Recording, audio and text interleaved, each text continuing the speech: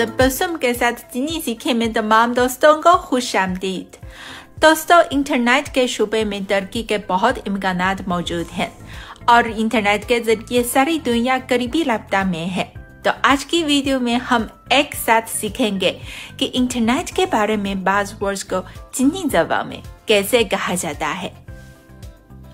सबसे पहले चीनी ज़बान में इंटरनेट को हू लियन वांग कहा जाता है।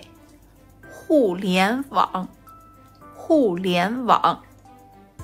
इस माह में चीन में वर्ल्ड इंटरनेट कॉन्फ्रेंस मुनाकिद हो रही है। तो इस कॉन्फ्रेंस के मौके पर इंटरनेट से मुतालिक नए मौज़ूआत और टेक्नोलॉजी पर बातचीत की जा रही है और इस कॉन्फ्रेंस को चीनी ज़बान में यूं कहा जाता है, 世界互联网大会，世界互联网大会।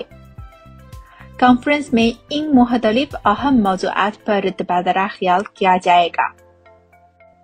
人工智能，人工智能，数字双碳，数字双碳，工业互联网，工业互联网，网联汽车，网联汽车，数字医疗，数字医疗，网络安全，网络安全，数字共付，数字共付। स्ट्रेट टू ऊर्जा नामी आलमी इंटरनेट मुकाबला भी इस कॉन्फ्रेंस का एक अहम हिस्सा है। मज़कूरा 60 मसनूआत पर मुबनी ये मुकाबला साल भर में जारी रहेगा।